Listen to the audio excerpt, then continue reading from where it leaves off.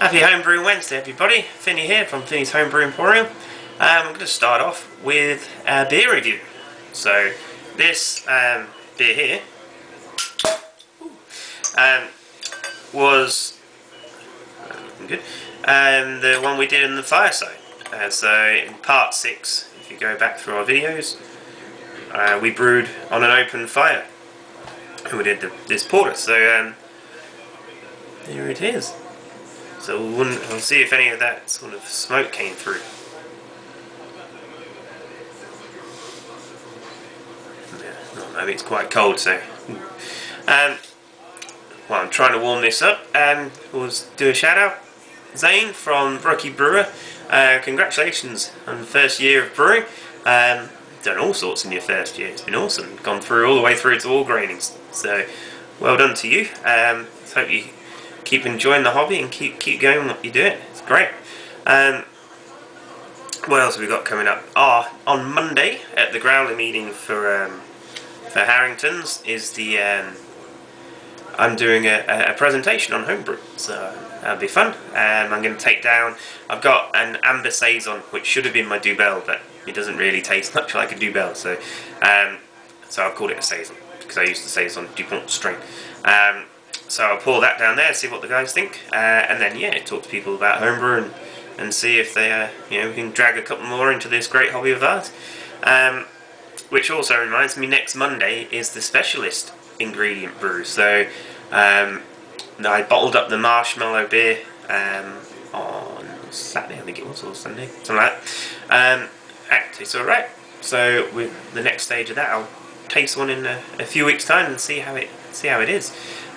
So if you're a member of our Facebook page, head over there and we'll start asking what ingredient we'll get. So I wonder what we'll get this time. Just looking at the beer, we've got a light. It's quite red. I don't really have a light source to put behind it for you, but that's more like it. Getting more of the roastier notes coming through now on the nose. Not really getting any smoke, but it may be there in the taste.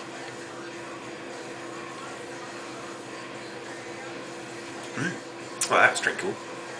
A little bit of smokiness about it on the finish.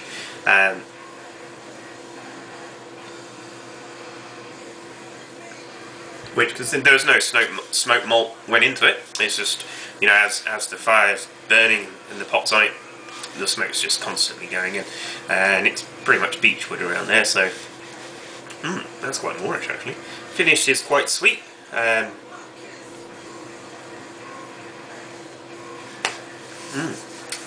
Tasty. So on to this week's videos and brewing bits. So been toying with trying to do a Berliner Weisse for a while and trying to figure out if I should pitch, start a lacto vial up, pitch that, or sour the mash, or all sorts of stuff. So I ended up going with the souring the wort route. So that's slightly different to doing a sour mash, but I'll let the videos explain it. So thanks for coming and watching. Enjoy the videos, and enjoy the fruits of your labour. Cheers. So what have we here? Well, this is a bit of an experiment that I'm going to do.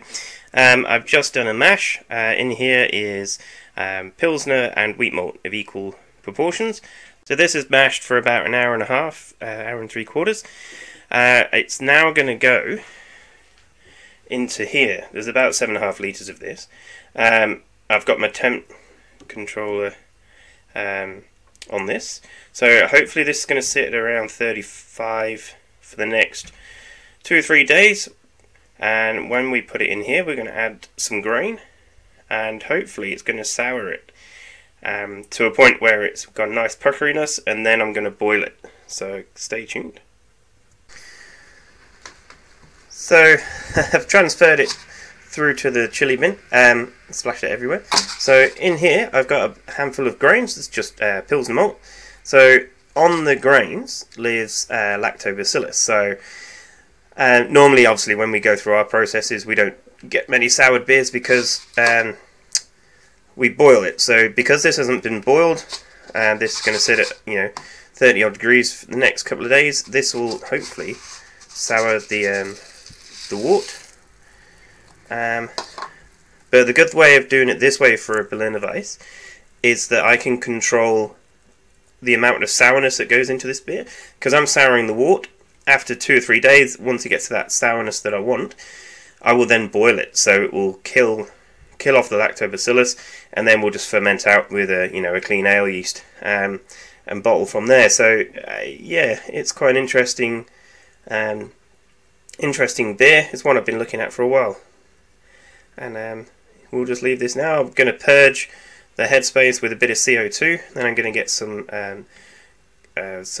foil over the top just to make sure it sort of seals itself up and we don't get the shop stinking full of some weird smells, because this can really create some odd smells. But fingers crossed the customers won't notice. There it is, all tucked up. That's my CO2. So the foil is just sitting over the top, so then we were able to sort of squirt CO2 in underneath, and the controller is on and it's set to 35, so we'll give it at least a day, and then we'll start to sniff it and taste it. What are we today? We're Wednesday, so Friday we'll have a crack and see how we are. Hello everyone, right, this is 2 days after setting that mash, and hopefully there you go. You can see there's obviously stuff going on in there. There's lovely bits on top. And I've just done a pH reading. So we're probably, at the moment, sitting between maybe the 4 and the 4.5, I think. Certainly not between, it's a bit lighter than that 4.1, so it's probably around that 4.2-ish. So it seems to be going well. I've just had a little taste, and it's definitely got a little bit of sourness about it. So I'm going to give it one more day, and then do the boil up tomorrow. And I thought, well, I might as well film this while I'm doing it. So I'm just about to make a yeast starter. So I'm doing just a litre to try and get this this vial moving before I put it into the Berliner Weisse. I've got a Kolsch. It's just out of date. It's like well, about a week out of date, so it's been 4 months in the thing already, so it's obviously it needs to get going before putting it into the Berliner Weisse, but it's only a 4.5 litre batch, so it's not as much of a problem.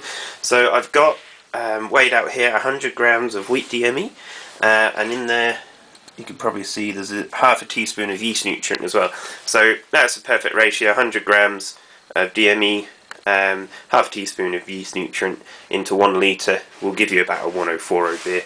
That is perfect for starters.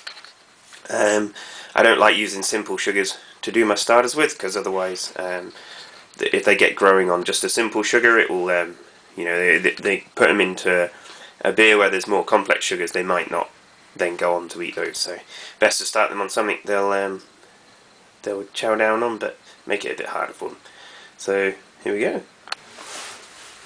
Okay, this pot's probably too big, or a little on the big side for what I want to do, but I don't really have an alternative in the shop, so we're going to go into here. So I have got a fork. If you've got a whisk, it's much easier to do this with a whisk.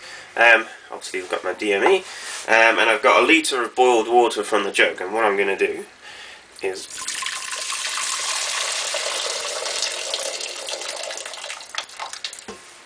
pour the water in first, and then pour the DME on top, and just like whisk as I go. This should stop it clumping. If you do this cold, it can really make lumps and all sorts of crap. You can see like DME is like a nightmare to work with, but we need it now and then to do these sort of fun bits. So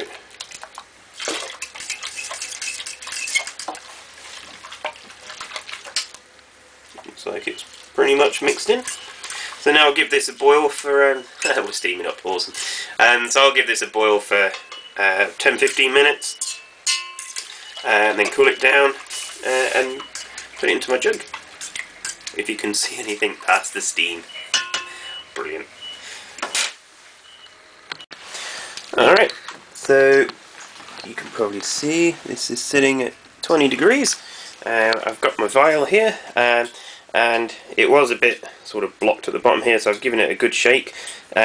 Just if you do warm these up and shake them to get them sort of moving around in the vial, just be careful when you open them, because they do sometimes pressurize.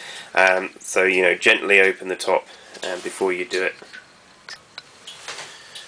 Alright, so as I said, you may be able to hear there's a bit of a hiss there. Didn't seem too bad, so there we go.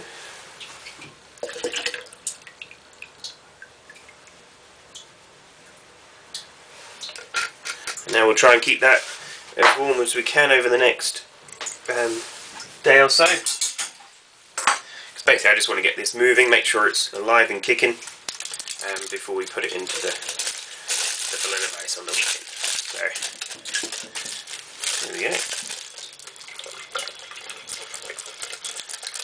Obviously give it a bit of aeration as well if you can. Swirl one way, swirl back the other, get it slopping around. And then hopefully that will start kicking off at some point today.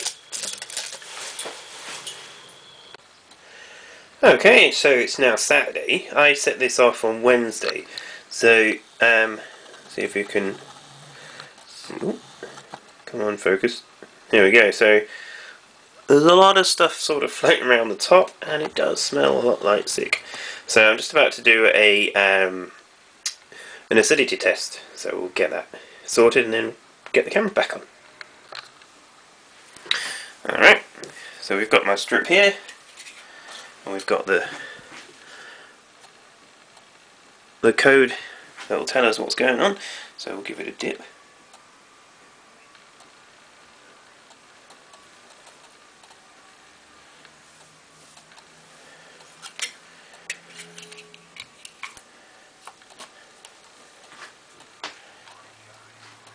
So earlier on when I did this in the week, I was just between let's see if you can see that. So when I did this earlier in the week, where it was a bit lighter on the red part there, so it was closer to that 4.5 than the 4.0. But looking at that, I would say it's almost down to 4 now. Definitely. Cool. Alright, we'll start boiling it. So what we've got left at the bottom is something resembling sort of like, if you ignore the grains, it looks like chocolate milkshake. Weird. But, and you might be able to pick up, it's actually staying in the chili bin. So, interesting. Rightio, so we're in. I've set the temperature thingy to about 18, I hope. I don't know if you can see who... oh yeah, there we go. I've filled up quite a lot, so it may actually blow off if these get active too much, but I mean the original gravity is 1024, so there's not that much for it to get going on, but hopefully this will ferment out in about a week, and then we can try it. I just had a taste of this the hydro sample. It had a real nice sort of tartness about it, so yeah, I'm quite interested actually to see how this one turns out. Morning everyone. So when we left it on Saturday, after boiling up the Berliner Weisse and everything, we pitched the starter in from the coal schist, and remember it was a little bit high in the jar. I thought, I may boil over. So come in Monday, and you can probably see we've had a bit of a blowout, but I think these trap airlocks are a bit better for sorting those. So you can see it's still bubbling. But the Krausen's definitely dropped. It's sitting at about 15-16 this, so I'll clean up the airlock, sort it out, and then we'll let it finish off.